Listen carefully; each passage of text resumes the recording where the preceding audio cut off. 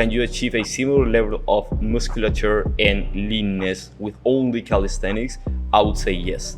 Now, I will tell you what I did, and it was Monday, Wednesday, Friday, upper body, 3 days, pike push-ups or a variation, a progression of it, like overhead up, overhead down, pushing horizontal, pulling horizontal, and pulling vertical.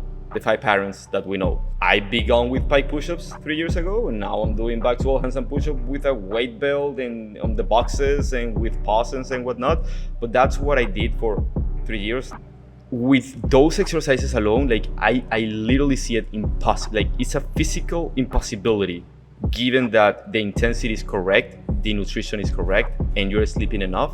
For me, it's a physical impossibility not to build muscle. Like it's like doing bench press, rows, and lat pull downs. It's the same. Really having your basics on point. And if you do that, if you've got a really respectable number of pull-ups, dips, you can do handstand push-ups, you're doing rows in your program, all these big basic movements, given enough volume, progression, and proximity to failure, and adequate nutrition, all that stuff, you will build muscle with this calisthenics approach, which will support your practice afterwards. 100%. Like people ask me right now, like, can I build your physique with calisthenics alone?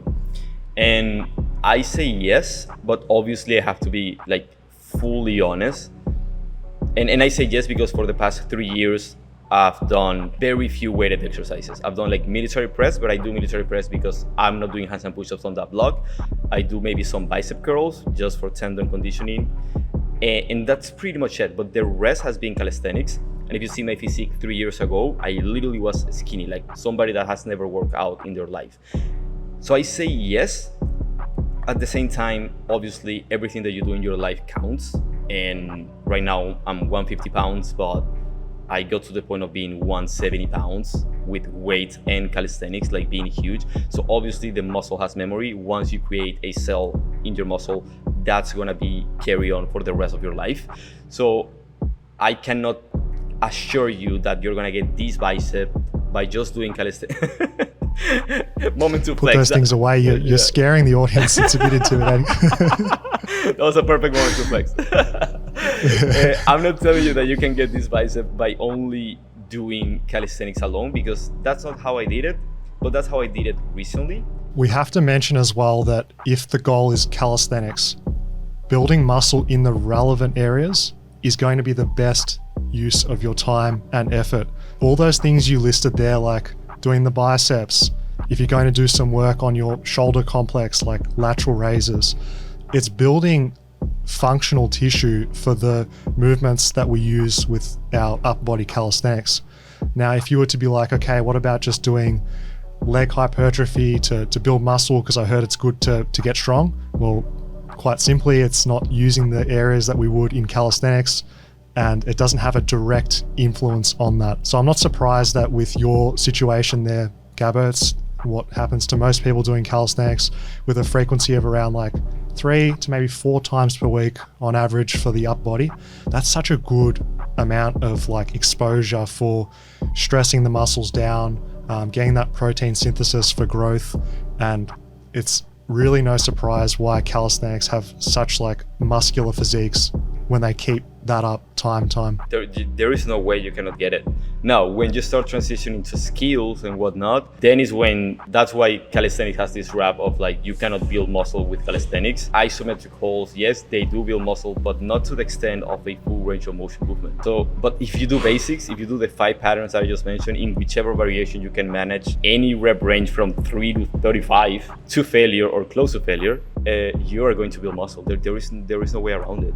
Even with nutrition not being so on point, like when I began 3 years ago again, I was eating 1 meal a day because I thought it was good for longevity. So something that, I didn't know any better back then. and I still put like 5 pounds of muscle the first year because obviously those were like the newbie gains. So even if your nutrition is not on point and you're not eating enough, I definitely was not eating enough. It's such an stimulus, like you said, and you don't need to go as far 3 times per week. Just 2 times per week should cut it. Yeah, and that could be comprised of upper lower split or push pull or some type of like bent arm, straight arm version if you chose to do that too. 100%. What do you think about using military press for the shoulders instead? Bench press instead of doing push-ups? Would you think we would get the same effect and the same transfer following to other skills? Now I'm podcasting you. Good, I love a challenge. I love to help as well. From a bodybuilding perspective, because you're trading similar movement patterns with weights and calisthenics, for the goal of hypertrophy, they're going to have really good results because they're compound exercises. They're quite transferable in the sense that they're targeting the same tissues, albeit open versus closed chain. It's a bit of difference there, but you will grow tissue over time with that. Where I'm a little bit skeptical is the transference of one movement directly to another, given how like every exercise requires skill, technique, and coordination, especially when there's like balance involved. Just say you're doing handstand push-ups freestanding and military press with a barbell. Both of these movements require you to stabilize yourself and external factors as well. Whereas if you were to hop on a machine, it's obviously a lot less skill specific. So you could just transfer your brute strength from the muscle mass you have and the overall movement pattern proficiency into an overhead press. So someone that does only handstand push-ups or only barbell overhead press, they can jump into a machine equivalent without too much drama and like be able to use it for hypertrophy. But if you're saying any of those three the other way, like going from machine to handstand push-up, probably going to have a learning curve. From machine to a barbell, it's going to have a learning curve too. If you enjoyed that, click here for the full Fitness FAQs video. Peace.